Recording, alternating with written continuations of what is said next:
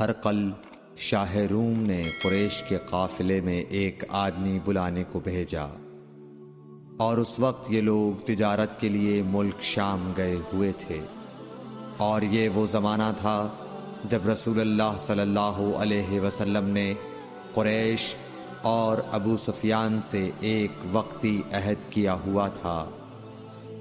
جب ابو سفیان اور دوسرے لوگ ہرقل کے پاس ایلیا پہنچے جہاں ہرقل نے دربار طلب کیا تھا، اس کے گرد روم کے بڑے بڑے لوگ، علماء، وزراء و امراء بیٹھے ہوئے تھے۔ ہرقل نے ان کو اور اپنے ترجمان کو بلوایا، پھر ان سے پوچھا کہ تم میں سے کون شخص مدعی رسالت کا زیادہ قریبی عزیز ہے؟ ابو سفیان کہتے ہیں کہ میں بول اٹھا کہ میں اس کا سب سے زیادہ قریبی رشتہ دار ہوں۔ یہ سن کر ہرقل نے حکم دیا کہ اس ابو سفیان کو میرے قریب لا کر بٹھاؤ اور اس کے ساتھیوں کو اس کی پیٹھ کے پیچھے بٹھا دو۔ پھر اپنے ترجمان سے کہا کہ ان لوگوں سے کہہ دو کہ میں ابو سفیان سے اس شخص یعنی محمد صلی اللہ علیہ وسلم کے حالات پوچھتا ہوں، اگر یہ مجھ سے کسی بات میں جھوٹ بول دے تو تم اس کا جھوٹ ظاہر کر دینا۔ ابو سفیان کا قول ہے کہ خدا کی قسم اگر مجھے یہ غیرت نہ آتی کہ یہ لوگ مجھ کو جھٹلائیں گے تو میں آپ صلی اللہ علیہ وسلم کی نسبت ضرور غلط گوئی سے کام لیتا۔ خیر، پہلی بات جو ہرقل نے مجھ سے پوچھی وہ یہ کہ اس شخص کا خاندان تم لوگوں میں کیسا ہے؟ میں نے کہا وہ تو بڑے اونچے عالی نسب والے ہیں۔ کہنے لگا اس سے پہلے بھی کسی نے تم لوگوں میں ایسی بات کہی تھی؟ میں نے کہا نہیں۔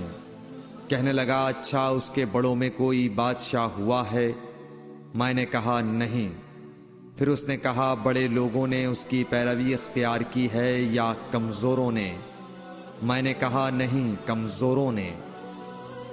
پھر کہنے لگا اس کے تابعدار روز بڑھتے جاتے ہیں یا کوئی ساتھی پھر بھی جاتا ہے؟ میں نے کہا نہیں۔ کہنے لگا کیا اپنے اس دعوی نبوت سے پہلے کبھی کسی بھی موقع پر اس نے جھوٹ بولا ہے؟ میں نے کہا نہیں، اور اب ہماری اس سے صلح کی ایک مقررہ مدت ٹھہری ہوئی ہے، معلوم نہیں وہ اس میں کیا کرنے والا ہے۔ ابو سفیان کہتے ہیں میں اس بات کے سوا اور کوئی جھوٹ اس گفتگو میں شامل نہ کر سکا۔ ہرقل نے کہا کیا تمہاری اس سے کبھی لڑائی بھی ہوئی ہے؟ ہم نے کہا کہ ہاں۔ بولا پھر تمہاری اور اس کی جنگ کا کیا حال ہوتا ہے؟ میں نے کہا لڑائی ڈول کی طرح ہے، کبھی وہ ہم سے میدان جنگ جیت لیتے ہیں اور کبھی ہم ان سے جیت لیتے ہیں۔ ہرقل نے پوچھا وہ تمہیں کس بات کا حکم دیتا ہے؟ میں نے کہا وہ کہتا ہے کہ صرف ایک اللہ ہی کی عبادت کرو، اس کا کسی کو شریک نہ بناؤ، اور اپنے باپ دادا کی شرک کی باتیں چھوڑ دو، اور ہمیں نماز پڑھنے، سچ بولنے، پرہیزگاری اور صلہ رحمی کا حکم دیتا ہے۔ یہ سب سن کر پھر ہرقل نے اپنے ترجمان سے کہا کہ ابو سفیان سے کہہ دے کہ میں نے تم سے اس کا نسب پوچھا تو تم نے کہا کہ وہ ہم سے عالی نسب ہے، اور پیغمبر اپنی قوم میں عالی نسب ہی بھیجے جایا کرتے ہیں۔ میں نے تم سے پوچھا کہ دعوی نبوت کی یہ بات تمہارے اندر اس سے پہلے کسی اور نے بھی کہی تھی؟ تو تم نے جواب دیا کہ نہیں۔ تب میں نے اپنے دل میں کہا کہ اگر یہ بات اس سے پہلے کسی اور نے کہی ہوتی تو میں سمجھتا کہ اس شخص نے بھی اسی بات کی تقلید کی ہے جو پہلے کہی جا چکی ہے۔ میں نے تم سے پوچھا کہ اس کے بڑوں میں کوئی بادشاہ بھی گزرا ہے؟ تو تم نے کہا کہ نہیں۔ تو میں نے دل میں کہا کہ ان کے بزرگوں میں سے کوئی بادشاہ ہوا ہوگا تو کہہ دوں گا کہ وہ شخص اس بہانے اپنے آباء و اجداد کی بادشاہت اور ان کا ملک دوبارہ حاصل کرنا چاہتا ہے۔ اور میں نے تم سے پوچھا کہ اس بات کے کہنے یعنی پیغمبری کا دعویٰ کرنے سے پہلے تم نے کبھی اس کو دروغ گوئی کا الزام لگایا ہے؟ تم نے کہا کہ نہیں۔ تو میں نے سمجھ لیا کہ جو شخص آدمیوں کے ساتھ دروغ گوئی سے بچے وہ اللہ کے بارے میں کیسے جھوٹی بات کہہ سکتا ہے۔ اور میں نے تم سے پوچھا کہ بڑے لوگ اس کے پیرو ہوتے ہیں یا کمزور آدمی؟ تم نے کہا کمزوروں نے اس کی اتباع کی ہے۔ تو دراصل یہی لوگ پیغمبروں کے متبعین ہوتے ہیں۔ اور میں نے تم سے پوچھا کہ اس کے ساتھی بڑھ رہے ہیں یا کم ہو رہے ہیں؟ تم نے کہا کہ وہ بڑھ رہے ہیں، اور ایمان کی کیفیت یہی ہوتی ہے حتیٰ کہ وہ کامل ہو جاتا ہے۔ اور میں نے تم سے پوچھا کہ آیا کوئی شخص اس کے دین سے ناخوش ہو کر مرتد بھی ہو جاتا ہے؟ تم نے کہا نہیں۔ تو ایمان کی خاصیت بھی یہی ہے، جن کے دلوں میں اس کی مسرت رچ بس جائے وہ اس سے لوٹا نہیں کرتے۔ اور میں نے تم سے پوچھا کہ آیا وہ کبھی عہد شکنی کرتے ہیں؟ تم نے کہا نہیں۔ پیغمبروں کا یہی حال ہوتا ہے، وہ عہد کی خلاف ورزی نہیں کرتے۔ اور میں نے تم سے کہا کہ وہ تم سے کس چیز کے لیے کہتے ہیں؟ تم نے کہا کہ وہ ہمیں حکم دیتے ہیں کہ اللہ کی عبادت کرو، اس کے ساتھ کسی کو شریک نہ ٹھہراؤ، اور تمہیں بتوں کی پرستش سے روکتے ہیں، سچ بولنے اور پرہیزگاری کا حکم دیتے ہیں۔ لہٰذا اگر یہ باتیں جو تم کہہ رہے ہو سچ ہیں تو ان قریب وہ اس جگہ کا مالک ہو جائے گا کہ جہاں میرے یہ دونوں پاؤں ہیں۔ مجھے معلوم تھا کہ وہ پیغمبر آنے والا ہے، مگر مجھے یہ معلوم نہیں تھا کہ وہ تمہارے اندر ہوگا۔ اگر میں جانتا کہ اس تک پہنچ سکوں گا تو اس سے ملنے کے لیے ہر تکلیف گوارا کرتا۔ اگر میں اس کے پاس ہوتا تو اس کے پاؤں دھوتا۔ ہرقل نے رسول اللہ صلی اللہ علیہ وسلم کا وہ خط منگایا جو آپ نے وحیہ کلبی رضی اللہ تعالیٰ عنہ کے ذریعے حاکم بصرہ کے پاس بھیجا تھا، اور اس نے وہ ہرقل کے پاس بھیج دیا تھا۔ پھر اس کو پڑھا تو اس میں لکھا تھا، اللہ کے نام کے ساتھ جو نہایت مہربان اور رحم والا ہے۔ اللہ کے بندے اور اس کے پیغمبر محمد صلی اللہ علیہ وسلم کی طرف سے یہ خط ہے شاہ روم کے لیے۔ اس شخص پر سلام ہو جو ہدایت کی پیروی کرے۔ اس کے بعد میں آپ کے سامنے دعوت اسلام پیش کرتا ہوں۔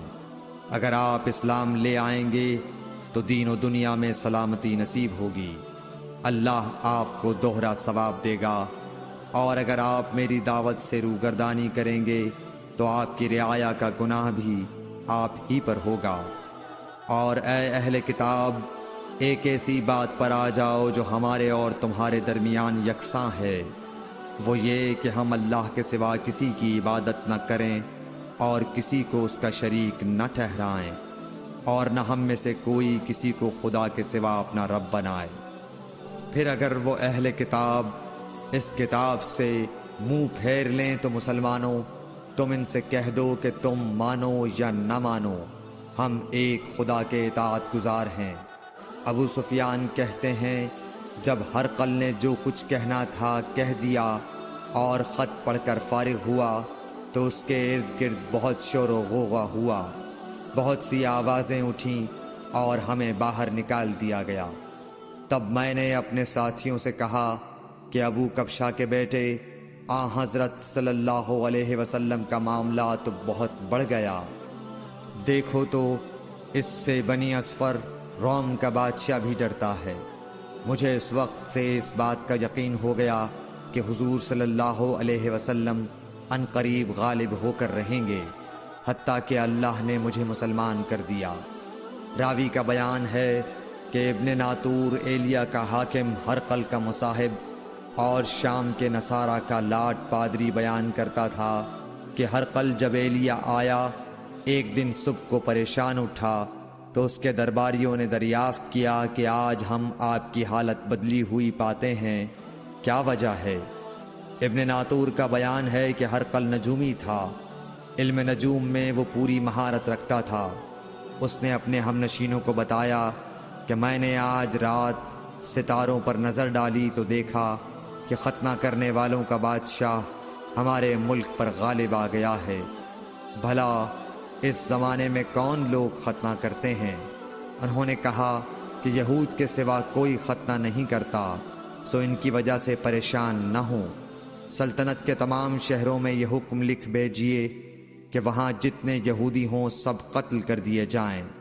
وہ لوگ انہی باتوں میں مشغول تھے کہ ہرقل کے پاس ایک آدمی لایا گیا جسے شاہ غسان نے بھیجا تھا۔ اس نے رسول اللہ صلی اللہ علیہ وسلم کے حالات بیان کیے۔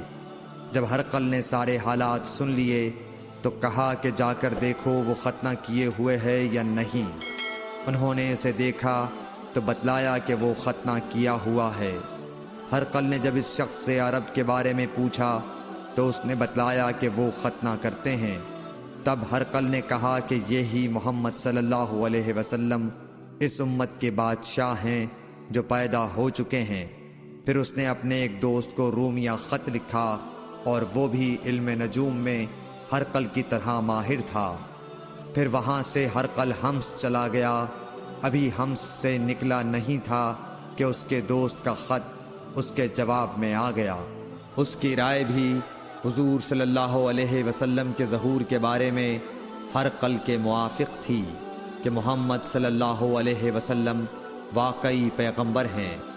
اس کے بعد ہرقل نے روم کے بڑے آدمیوں کو اپنے حمص کے محل میں طلب کیا اور اس کے حکم سے محل کے دروازے بند کر لیے گئے۔ پھر وہ اپنے خاص محل سے باہر آیا اور کہا، اے روم والو، کیا ہدایت اور کامیابی میں کچھ حصہ تمہارے لیے بھی ہے؟ اگر تم اپنی سلطنت کی بقا چاہتے ہو تو پھر اس نبی صلی اللہ علیہ وسلم کی بیعت کر لو اور مسلمان ہو جاؤ۔ یہ سننا تھا کہ پھر لوگ وحشی گدھوں کی طرح دروازوں کی طرف دوڑے، مگر انہیں بند پایا۔ آخر جب ہرقل نے اس بات سے ان کی یہ نفرت دیکھی اور ان کے ایمان لانے سے مایوس ہو گیا تو کہنے لگا کہ ان لوگوں کو میرے پاس لاؤ۔ جب وہ دوبارہ آئے تو اس نے کہا، میں نے جو بات کہی تھی اس سے تمہاری دینی پختگی کی آزمائش مقصود تھی، سو وہ میں نے دیکھ لی۔ تب یہ بات سن کر وہ سب کے سب اس کے سامنے سجدے میں گر پڑے اور اس سے خوش ہو گئے۔ بالآخر ہرقل کی آخری حالت یہی رہی۔ صحیح بخاری حدیث نمبر 7۔